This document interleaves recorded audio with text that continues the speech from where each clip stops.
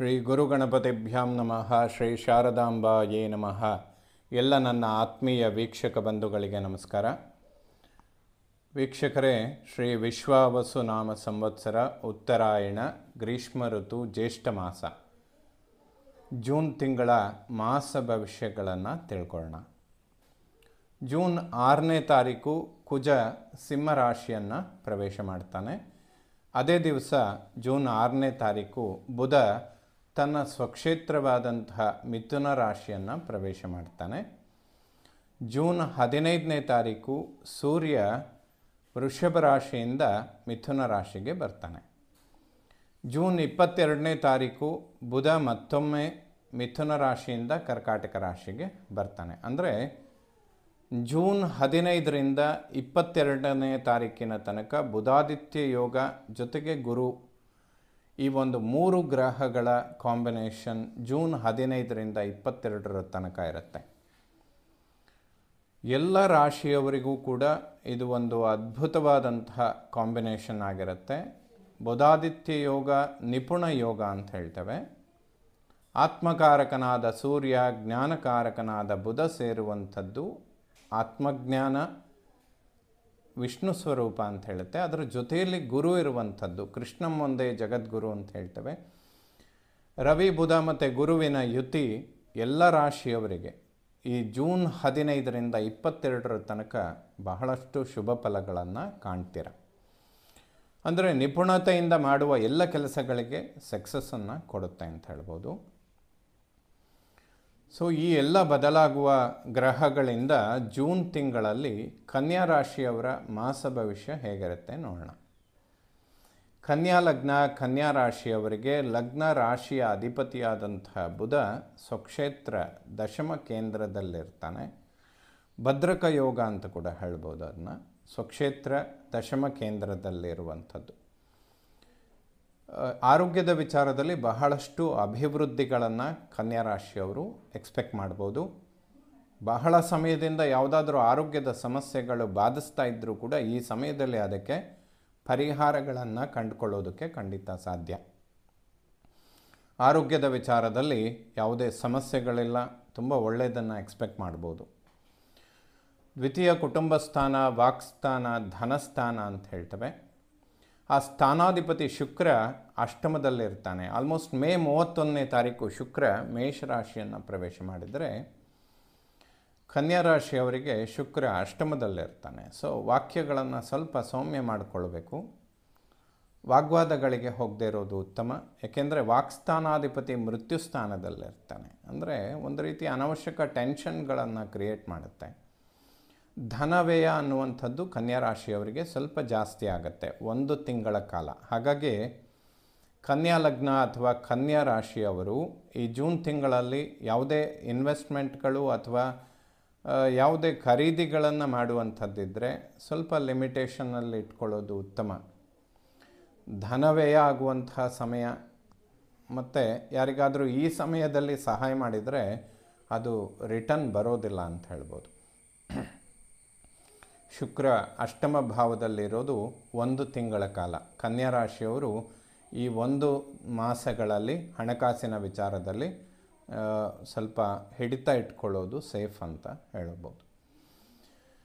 ಕುಟುಂಬದಲ್ಲಿ ಸೌಖ್ಯ, ನೆಮ್ಮದಿ ಇದೆಲ್ಲ ಸಿಗುತ್ತೆ. ಏಕೆಂದರೆ ಕುಟುಂಬ ಸ್ಥಾನದ ಮೇಲೆ ಗುರುದೃಷ್ಟಿ ಬೀಳ್ತಾ ಇರುತ್ತೆ. ಗುರು ಯಾವ ಭಾವಗಳನ್ನು ನೋಡ್ತಾನೆ ಅದನ್ನು ಶುಭ ಮಾಡುವ ಪ್ರಯತ್ನಗಳನ್ನೇ ಮಾಡ್ತಾನೆ. ವಿಚಾರಗಳು ಒಳ್ಳೆಯದಿದ್ದರೂ ಕೂಡ ಸ್ವಲ್ಪ ನಿಷ್ಠುರಗಳಿಗೆ ಶುಕ್ರ ಕಾರಣನಾಗ್ತಾನೆ ಅಂತ ಹೇಳ್ಬೋದು. ಒಡಹುಟ್ಟು ಸೋದರ ಪರಾಕ್ರಮ ಸ್ಥಾನಾಧಿಪತಿ ಕುಜ ವ್ಯಯಭಾವದಲ್ಲಿ ಕೇತುಗ್ರಸ್ತನಾದರೆ ಅಣ್ಣ ತಮ್ಮಂದರಿಗೆ ಆರೋಗ್ಯದಲ್ಲಿ ಸ್ವಲ್ಪ ಸಮಸ್ಯೆಗಳು ಉಂಟಾಗುತ್ತೆ. ಅಥವಾ ದೇಹದ ಮೇಲೆ ಏನಾದರೂ ಗಾಯಗಳಾಗುವಂತಹ ಸಂದರ್ಭಗಳು ಹೆಚ್ಚಾಗಿರುತ್ತೆ ಅಂತ ಹೇಳುತ್ತೆ. ಅದರಲ್ಲೂ ಕುಜವತ್ ಕೇತು ಅಂತ 2 ಕೈಯಲ್ಲೂ ಕತ್ತಿಯನ್ನು ಹಿಡಿದಂತಹ ಗ್ರಹಗಳು ಕನ್ಯಾ ರಾಶಿಯವರಿಗೆ 12ನೇ ಮನೆಯಲ್ಲಾಗಿರುತ್ತೆ. ಶಸ್ತ್ರವನ್ನು ಹಿಡಿದಂತಹ ಗ್ರಹಗಳು ಪ್ರಹಾರಕ್ಕಾಗಿಯೇ ಕಾಯ್ತಾರೆ ಅಂತ. ಸೊ ತೃತೀಯಾಧಿಪತಿ ಕುಜ ಭ್ರಾತೃಕಾರಕನಾಗಿ ವ್ಯಯಭಾವದಲ್ಲಿದ್ದರೆ ಒಡಹುಟ್ಟುಗಳಲ್ಲಿ ಸೋದರನಿಗೆ ಆರೋಗ್ಯದ ಸಮಸ್ಯೆಗಳನ್ನು ಹೇಳುತ್ತೆ. ಮತ್ತು ಬ್ಯಾಂಕ್ ಲೋನ್ಗಳು ಅಥವಾ ಯಾವುದಾದ್ರೂ ಹಣಕಾಸಿನ ನಿರೀಕ್ಷೆಗಳನ್ನು ಇಟ್ಕೊಂಡಿದ್ದರೆ ಜೂನ್ ತಿಂಗಳಲ್ಲಿ ಸ್ವಲ್ಪ ವಿಳಂಬ ಆಗುತ್ತೆ. 1-1.5 ತಿಂಗಳ ಕಾಲ ಸ್ವಲ್ಪ ವಿಳಂಬಗಳನ್ನು ನೋಡುವಂತಹ ಸಂದರ್ಭ ಇರುತ್ತೆ. ಬಟ್ ಮುಂದಿನ ದಿನಗಳಲ್ಲಿ ಅದು ಬಹಳ ಶೀಘ್ರವಾಗಿ ಅನುಕೂಲಗಳನ್ನು ಕಾಣ್ತೀರ. ಈ ಒಂದು ಮಾಸ ಸ್ವಲ್ಪ ಫೈನಾನ್ಷಿಯಲಿ ಸೇಫ್ಟಿ ನೋಡ್ಕೊಳ್ಳೋದು ಉತ್ತಮ. 4ನೇ ಮನೆ ವಿದ್ಯೆ, ಮಾತೃ, ವಾಹನ, ಸುಖ, ಪ್ರಾಪರ್ಟಿ. ಆ ಸ್ಥಾನಾಧಿಪತಿ ಗುರು ದಶಮ ಕೇಂದ್ರದಲ್ಲಿರ್ತಾನೆ. ಜನ್ಮರಾಶಿಯಿಂದ ಕೇಂದ್ರದಲ್ಲಿ ಗುರು ಬಂದರೆ ಗಜಕೇಸರಿ ಯೋಗ ಅಂತ ಹೇಳ್ತೇವೆ. ಸೊ ಆ ನಿಟ್ಟಿನಲ್ಲಿ ದಶಮದಲ್ಲಿ ಗುರು ದೇವತಾ ಕಾರ್ಯಗಳನ್ನು ಅಥವಾ ಗುರುತರವಾದ ಕರ್ಮಗಳನ್ನು ಹೆಚ್ಚಾಗಿ ಮಾಡಿಸ್ತಾನೆ ಅಂತ ಕೂಡ ಹೇಳ್ಬೋದು. ಟೀಚಿಂಗ್ ಪ್ರೊಫೆಷನ್ನಲ್ಲಿರೋರಿಗೆ ಇದು ಒಂದು ಶುಭ ಸಮಯ. ತುಂಬ ಉನ್ನತ ಮಟ್ಟಗಳನ್ನು ನಿರೀಕ್ಷೆ ಮಾಡ್ಬೋದು. 1 ವರ್ಷಗಳ ಕಾಲ ಈ ಗುರುಬಲ ಅನ್ನುವಂಥದ್ದು ಕರ್ಮ ಉದ್ಯೋಗದಲ್ಲಿರುತ್ತೆ. ಪರ್ಟಿಕ್ಯುಲರ್ ಆಗಿ ಟೀಚಿಂಗ್ ಪ್ರೊಫೆಷನ್ ಅವರಿಗೆ ಇದು ತುಂಬ ಅನುಕೂಲಗಳನ್ನು ಮಾಡಿಕೊಡುತ್ತೆ. ಮಾತೃವಿನ ಆರೋಗ್ಯದಲ್ಲಿ ಅಭಿವೃದ್ಧಿಗಳನ್ನು ಕಾಣ್ತೀರ. ಹೊಸ ಮನೆ ಕಟ್ಟುವಂಥದ್ದು, ಪ್ರಾಪರ್ಟಿ ಅಥವಾ ಭೂಮಿಯನ್ನು ಖರೀದಿ ಮಾಡುವಂಥದ್ದು ಖಂಡಿತ ಅನುಕೂಲಗಳನ್ನು ಮಾಡಿಕೊಡುತ್ತೆ. 1-1.5 ತಿಂಗಳ ಕಾಲ ಅಂದರೆ ಭೂಮಿಕಾರಕ ಕುಜ ವ್ಯಯಭಾವದಲ್ಲಿ ಸಂಚಾರ ಮಾಡ್ತಾ ಇರೋದ್ರಿಂದ ಪ್ರಾಪರ್ಟಿ ಅನ್ನುವಂತಹ ವಿಚಾರಗಳನ್ನು 1 ಮಾಸಗಳ ಕಾಲ ಪೋಸ್ಟ್ಪೋನ್ ಮಾಡಿಕೊಂಡ್ರೆ ಉತ್ತಮ ಆಗುತ್ತೆ ಕನ್ಯಾ ರಾಶಿಯವರಿಗೆ.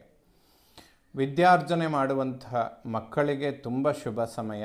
ಮಕ್ಕಳ ಅಭಿವೃದ್ಧಿ ಯಶಸ್ಸನ್ನು ತುಂಬ ದೊಡ್ಡ ಮಟ್ಟದಲ್ಲಿ ಕಾಣೋದಕ್ಕೆ ಸಾಧ್ಯ ಆಗತ್ತೆ. ಪ್ರಾಪರ್ಟಿ ಅನ್ನುವಂತಹ ವಿಚಾರ ಮಾತ್ರ 1-1.5 ಮಾಸಗಳು ಪೋಸ್ಟ್ಪೋನ್ ಮಾಡಿಕೊಂಡ್ರೆ ಕನ್ಯಾ ರಾಶಿಯವರಿಗೆ ಶುಭ ಆಗುತ್ತೆ.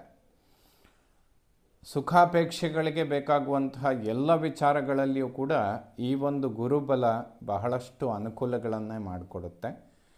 ಗುರುವಿಗೆ ಕೇಂದ್ರಾಧಿಪತ್ಯದ ದೋಷ ಉಂಟಾಗೋದ್ರಿಂದ ಸ್ವಲ್ಪ ಗುರು ಆರಾಧನೆ ಮಾಡಿದರೆ ಸುಖಾಪೇಕ್ಷೆಗಳಿಗೆ ಸಂಬಂಧಪಡುವ ಅಂದರೆ ವಾಹನ, ಪ್ರಾಪರ್ಟಿ, ಮನೆ ಕಟ್ಟುವಂತಹ ವಿಚಾರಗಳು ಇದೆಲ್ಲ ಇನ್ನೂ ಹೆಚ್ಚಿನ ಅನುಕೂಲಗಳನ್ನು ಮಾಡಿಕೊಡುತ್ತೆ.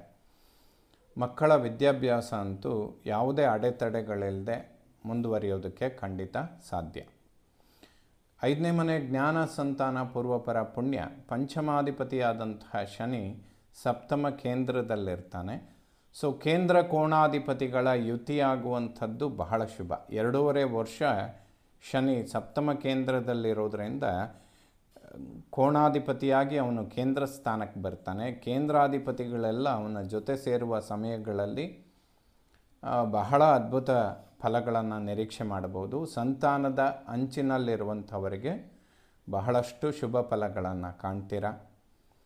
ಮಕ್ಕಳ ಅಭಿವೃದ್ಧಿ, ಆರೋಗ್ಯದಲ್ಲಿ ಅಭಿವೃದ್ಧಿ, ವಿದ್ಯಾಭ್ಯಾಸ, ಯಶಸ್ಸು, ಸಂತಾನ ಇದೆಲ್ಲ ಶುಭ ಆಗುತ್ತೆ ಕನ್ಯಾ ರಾಶಿಯವರಿಗೆ.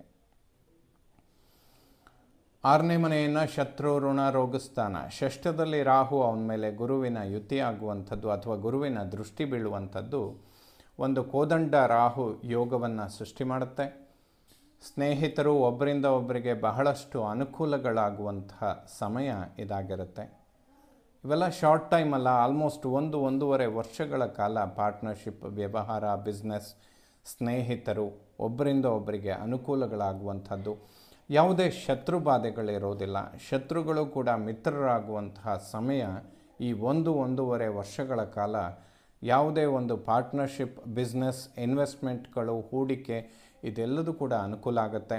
ಖಂಡಿತ ಕನ್ಯಾ ರಾಶಿಯವರು 6ರಲ್ಲಿ ರಾಹು, 7ರಲ್ಲಿ ಶನಿ, 10ರಲ್ಲಿ ಗುರು ಇವೆಲ್ಲ ಶುಭ ಫಲಗಳನ್ನು ಕೊಡುತ್ತೆ. ಖಂಡಿತ ನಿರೀಕ್ಷೆಗಳನ್ನು ಇಟ್ಕೋಬೋದು. 7ನೇ ಮನೆಯನ್ನು ಮಾಂಗಲ್ಯ, ವಿವಾಹ, ದಾಂಪತ್ಯ ಅಂತ ಹೇಳ್ತೇವೆ. ವೈವಾಹಿಕ ವಿಚಾರಗಳು ಸ್ವಲ್ಪ ಹಿನ್ನಡೆ ಆಗುತ್ತೆ. ಅಂದರೆ ವಿವಾಹದ ಅಂಚಿನಲ್ಲಿರುವಂಥವರು ಕನ್ಯಾ ರಾಶಿಯವರಿಗೆ ಸ್ವಲ್ಪ ವಿಳಂಬ ಆಗುವಂತಹ ಸಂದರ್ಭಗಳು ಹೆಚ್ಚಾಗಿರುತ್ತೆ.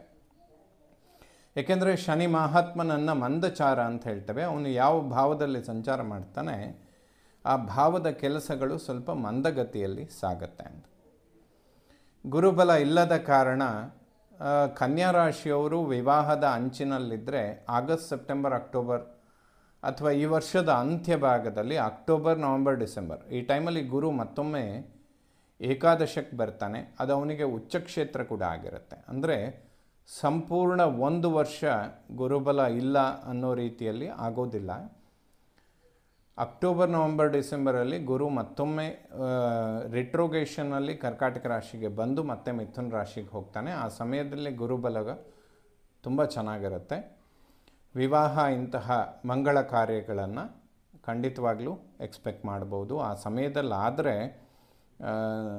ಜೀವನದಲ್ಲಿ ಒಂದು ನೆಮ್ಮದಿಯನ್ನು ಕಾಣೋದಕ್ಕೆ ಸಾಧ್ಯ. ಇನ್ನು ದಂಪತಿಗಳ ನಡುವೆ ಆರೋಗ್ಯದಲ್ಲಿ ಅಭಿವೃದ್ಧಿ, ಮಾನಸಿಕ ನೆಮ್ಮದಿ ಇದೆಲ್ಲ ಕಾಣೋದಕ್ಕೆ ಸಾಧ್ಯ. ಪ್ರೋಗ್ರೆಸ್ ಅನ್ನೋದು ತುಂಬ ಚೆನ್ನಾಗಿರುತ್ತೆ. ದಂಪತಿಗಳ ನಡುವೆ ಸಾಮರಸ್ಯ, ಆರೋಗ್ಯ ಹಾಗೆ ಹಣಕಾಸಿನ ಅಭಿವೃದ್ಧಿ ಇದೆಲ್ಲದೂ ಕೂಡ ಅದ್ಭುತವಾಗಿ ನಡೆಯುತ್ತೆ. ಅಷ್ಟಮವನ್ನು ಮೃತ್ಯುಸ್ಥಾನ ಅಂತ ಹೇಳ್ತೇವೆ. ಅಷ್ಟಮಾಧಿಪತಿ ಕುಜ ವ್ಯಯಭಾವದಲ್ಲಿ ಕೇತುಗ್ರಸ್ತನಾಗಿರ್ತಾನೆ. ಸ್ವಲ್ಪ ಶರೀರದ ಮೇಲೆ ಉಷ್ಣದ ಪ್ರಕೋಪಗಳು ಜಾಸ್ತಿ ಇರುತ್ತೆ. ಕುಜನನ್ನು ಅಗ್ನಿತತ್ವ ಇರುವಂತಹ ಗ್ರಹ ಅಂತ ಹೇಳ್ತೇವೆ. ಅವನು ವ್ಯಯಭಾವದಿಂದ ಜನ್ಮರಾಶಿಗೆ ಬರುವಂಥದ್ದು. ಇವೆಲ್ಲ ಒಂದು 2-3 ತಿಂಗಳ ಕಾಲ ಉಷ್ಣದ ಪ್ರಕೋಪಗಳು ಸ್ವಲ್ಪ ಜಾಸ್ತಿ ಇರುತ್ತೆ. ಅದಕ್ಕೆ ಸುಬ್ರಹ್ಮಣ್ಯನ ಸ್ತೋತ್ರಗಳನ್ನು ಪಠನೆ ಮಾಡಿದರೆ ಖಂಡಿತ ಶುಭ ಆಗುತ್ತೆ ಕನ್ಯಾ ರಾಶಿಯವರಿಗೆ. 9ನೇ ಮನೆಯನ್ನು ಭಾಗ್ಯಸ್ಥಾನ ಅಂತ ಹೇಳ್ತೇವೆ. ಶನಿ ದೃಷ್ಟಿ ಅನ್ನುವಂಥದ್ದು ಭಾಗ್ಯಸ್ಥಾನದ ಮೇಲೆ ಬೀಳುತ್ತೆ. ಭಾಗ್ಯಾಧಿಪತಿ ಶುಕ್ರ ಅಷ್ಟಮದಲ್ಲಿರ್ತಾನೆ. ಈ ಎರಡೂ ಕಾಂಬಿನೇಷನ್ಗಳು ಕುಟುಂಬದಲ್ಲಿ 1 ಮಾಸಗಳ ಕಾಲ, ಅಂದರೆ ಜೂನ್ ತಿಂಗಳು ಸಂಪೂರ್ಣ ಸ್ವಲ್ಪ ಟೆನ್ಷನ್ ಅನ್ನೋದು ಇರುತ್ತೆ ಕುಟುಂಬದಲ್ಲಿ. ಪಿತೃವಿನ ಆರೋಗ್ಯದಲ್ಲಿ ಅಭಿವೃದ್ಧಿಗಳನ್ನು ಎಕ್ಸ್ಪೆಕ್ಟ್ ಮಾಡ್ಬೋದು. ಯಾಕೆಂದರೆ ಪಿತೃಕಾರಕ ಸೂರ್ಯ ಗುರುವಿನ ಯುತಿಯಲ್ಲಿರ್ತಾನೆ. ಸೊ ಆಲ್ಮೋಸ್ಟ್ ಜೂನ್ 15ರ ನಂತರದಲ್ಲಿ ಕನ್ಯಾ ರಾಶಿಯವರಿಗೆ ಇನ್ನೂ ಹೆಚ್ಚಿನ ಭಾಗ್ಯೋದಯಗಳನ್ನು ಕಾಣ್ಬೋದು. ದಶಮವನ್ನು ಕರ್ಮ ಉದ್ಯೋಗ ಸ್ಥಾನ, ಕರ್ಮದಲ್ಲಿ ಗುರು ಮತ್ತು ಸೂರ್ಯನ ಯುತಿಯಾಗುವಂಥದ್ದು. ಬುಧಾದಿತ್ಯ ಯೋಗ ಈ ತಿಂಗಳ 22ರ ತನಕ ನಡೆಯುತ್ತೆ. ಕನ್ಯಾ ರಾಶಿಯವರಿಗೆ ಯಾವುದಾದ್ರೂ ಉದ್ಯೋಗದಲ್ಲಿ ಪರಿವರ್ತನೆಗಳು ಸಿಗುವಂಥದ್ದಿದ್ದರೆ ಜೂನ್ 15ರ ನಂತರ ಜುಲೈ 15ರ ಒಳಗಡೆ ಉದ್ಯೋಗದ ಪರಿವರ್ತನೆಗಳು ಅಥವಾ ಉದ್ಯೋಗದಲ್ಲಿ ಅಭಿವೃದ್ಧಿ, ಪ್ರಮೋಷನ್, ಬಡ್ತಿ ಇದನ್ನೆಲ್ಲ ಎಕ್ಸ್ಪೆಕ್ಟ್ ಮಾಡ್ಬೋದು. ಈ ಸಮಯದಲ್ಲಿ ಸಿಕ್ಕಿದರೆ ಅದು ತುಂಬ ದೀರ್ಘಕಾಲ ಅನುಕೂಲಗಳನ್ನು ಮಾಡಿಕೊಡುತ್ತೆ. ಏಕೆಂದರೆ ಗುರು ಕರ್ಮ ಉದ್ಯೋಗ ಸ್ಥಾನಕ್ಕೆ ಬಂದಾಗ ಸ್ವಲ್ಪ ಫ್ಲಕ್ಚುಯೇಷನ್ಗಳನ್ನು ಕೊಡ್ತಾನೆ. ಅಂದರೆ ಉದ್ಯೋಗದಲ್ಲಿ ಸಣ್ಣ ಪುಟ್ಟ ಕಿರಿಕಿರಿಗಳು ಉಂಟಾಗುವಂತಹ ಸಮಯ ಇರುತ್ತೆ. ಬಟ್ ಯಾವುದೇ ಪರಿವರ್ತನೆಗಳನ್ನು ಮಾಡಿಕೊಳ್ಳದೆ ಇರೋದು ಉತ್ತಮ ಅಂತ ಹೇಳ್ತೇನೆ. ಇರೋದರಲ್ಲೇ ಏನಾದರೂ ಪ್ರಮೋಷನ್ ಅಥವಾ ಅಭಿವೃದ್ಧಿಗಳನ್ನು ಎಕ್ಸ್ಪೆಕ್ಟ್ ಮಾಡ್ಬೋದು, ಅಥವಾ ಸ್ವಲ್ಪ ಪ್ರೆಷರ್ ಕೂಡ ಹಾಕ್ಬೋದು. ಯಾವುದೇ ಸಮಸ್ಯೆಗಳಿಲ್ಲ. ಜೂನ್ 15ರಿಂದ ಜುಲೈ 15ರ ತನಕ ತುಂಬ ಉತ್ತಮವಾದಂತಹ ಸಮಯ ಉದ್ಯೋಗದ ಒಂದು ಪ್ರಮೋಷನ್ಗಳಿಗೆ. ಟೀಚಿಂಗ್ ಪ್ರೊಫೆಷನ್ನಲ್ಲಿರುವಂಥವರಿಗೆ ಇದು ಒಂದು ಅದ್ಭುತವಾದಂತಹ ಸಮಯ. ಉತ್ತಮವಾದಂತಹ ಒಂದು ಸ್ಥಾನಮಾನ, ಗೌರವ, ಪ್ರತಿಷ್ಠೆ ಇದೆಲ್ಲ ಸಿಗೋದಕ್ಕೆ ತುಂಬ ಅವಕಾಶಗಳು ಕನ್ಯಾ ರಾಶಿಯವರಿಗೆ ಇರುತ್ತೆ.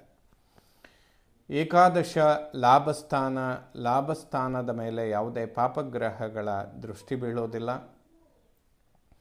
ಶುಕ್ರ ಅಷ್ಟಮದಲ್ಲಿರೋದ್ರಿಂದ ಪ್ರಯತ್ನಗಳು ಜಾಸ್ತಿ ಇರುತ್ತೆ. ಪ್ರತಿಫಲ ಅನ್ನೋದು ಅಥವಾ ಲಾಭ ಅನ್ನೋದು ಸ್ವಲ್ಪ ಕಡಿಮೆ ಇರುತ್ತೆ ಈ 1 ತಿಂಗಳು ಮಾತ್ರ.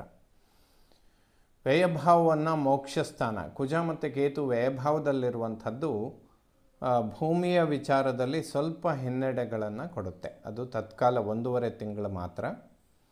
ಒಡಹುಟ್ಟುಗಳಿಗೆ, ಅಣ್ಣ ತಮ್ಮಂದರಲ್ಲಿ ಆರೋಗ್ಯದ ಸಮಸ್ಯೆಗಳು ಸ್ವಲ್ಪ ಬರೋದಕ್ಕೆ ಅವಕಾಶ ಇರುತ್ತೆ. ಶಾರೀರಿಕವಾಗಿ ಸ್ವಲ್ಪ ಉಷ್ಣ ಪ್ರಕೋಪಗಳು ಜಾಸ್ತಿ ಆಗುತ್ತೆ ಅಂತ ಹೇಳ್ಬೋದು. ಸೊ ಇದು 3 ವಿಚಾರಗಳಿಗೆ ಸಂಬಂಧಪಟ್ಟಂತೆ ಸುಬ್ರಹ್ಮಣ್ಯನ ಸ್ತೋತ್ರಗಳನ್ನು ಪಠನೆ ಮಾಡಿದರೆ ಖಂಡಿತ ಶುಭ ಆಗುತ್ತೆ. ಕನ್ಯಾ ರಾಶಿಯವರಿಗೆ ಯಾವುದೇ ಗ್ರಹಗಳ ಸಮಸ್ಯೆಗಳಿಲ್ಲ. ಆಲ್ಮೋಸ್ಟ್ ಎಲ್ಲರೂ ಕೂಡ ಉತ್ತಮ ಸ್ಥಾನದಲ್ಲಿದ್ದಾರೆ. ಶುಕ್ರ 1 ತಿಂಗಳ ಕಾಲ ಅಷ್ಟಮದಲ್ಲಿರ್ತಾನೆ. ಸೊ ಈ ಸಮಯದಲ್ಲಿ ಯಾವುದೇ ಹೂಡಿಕೆಗಳನ್ನು ಇದು 1 ತಿಂಗಳು ಮಾಡಬೇಡಿ ಅಂತ ಖಂಡಿತ ಹೇಳ್ಬೋದು. ಎಲ್ಲ ನವಗ್ರಹಗಳು ಕೂಡ ಜೂನ್ ತಿಂಗಳಲ್ಲಿ ಕನ್ಯಾ ರಾಶಿಯವರಿಗೆ ಶುಭ ಫಲಗಳನ್ನೇ ಕೊಡಲಿ. ಶ್ರೀ ಶಾರದಾ ಪರಮೇಶ್ವರಿಯ ಸಂಪೂರ್ಣ ಅನುಗ್ರಹ ಎಲ್ಲ ನನ್ನ ವೀಕ್ಷಕ ಬಂಧುಗಳ ಮೇಲಿರಲಿ. ಶುಭವಾಗಲಿ ವೀಕ್ಷಕರೇ.